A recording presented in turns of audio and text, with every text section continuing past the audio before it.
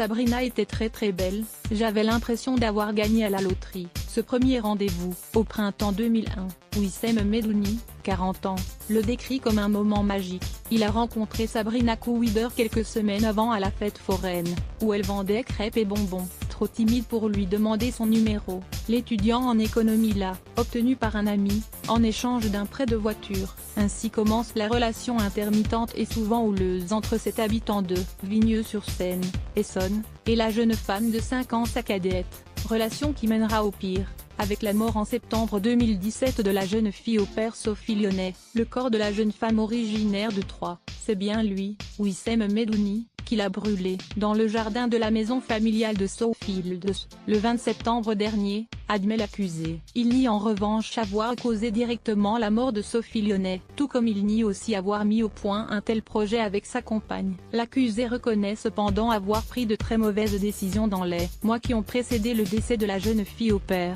La personnalité dominante dans le couple ?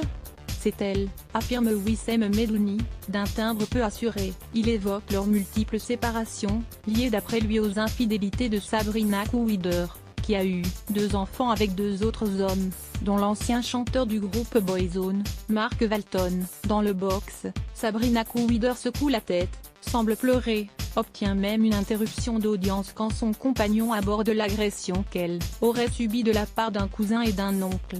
Je m'en veux vraiment, j'aurais pu l'éviter mais l'ex-analyste financier poursuit. Il raconte les 3 tentatives de suicide de la jeune femme, ses colères, quand elle l'accusait de trop travailler ou quand elle avait rêvé de lui avec une autre femme. Elle me disait qu'elle avait un don, elle pensait que ses rêves allaient vraiment arriver. À cela s'ajoute après 2012 l'obsession de sa compagne pour son ex-petit ami Mark Walton. Elle l'accuse de pirater son téléphone, d'avoir agressé sexuellement leur fils, s'en plaint à la police, fait plusieurs crises de panique, puis à l'été 2017, s'en prend à Sophie Lyonnais, qu'elle a embauchée. Elle l'accuse de comploter avec Mark Walton, et lui fait subir des violences en présence de Medhouni. Cela commence en juillet, où elle s'énerve contre la jeune fille, jusqu'à lui tirer les cheveux. Ça allait crescendo après ça, se souvient l'accusé. Je m'en veux vraiment, j'aurais pu l'éviter. Wissem Medhouni et Sabrina Couider avaient employé Sophie Lyonnais comme fille au père. Ils sont accusés de l'avoir tuée et d'avoir brûlé son corps. DR cravate,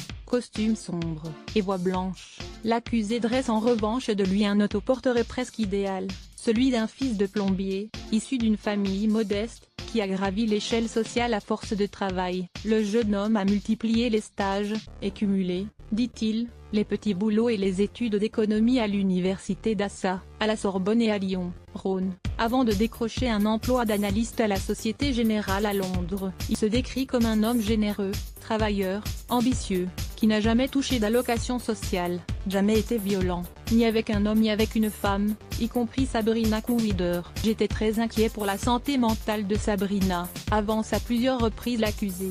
Je n'ai rien dit aux services sociaux, ni à sa famille, parce que je voulais la protéger, et qu'elle puisse garder les enfants. Pourquoi Wissem Medhouni a-t-il poursuivi cette relation avec Sabrina Couider, compte tenu de tout ce qui s'est passé? Parce que je l'aime, répond l'accusé presque à voix basse. Toujours ? Interroge son avocat. Les prochains jours d'audition devraient permettre de tester cette motivation.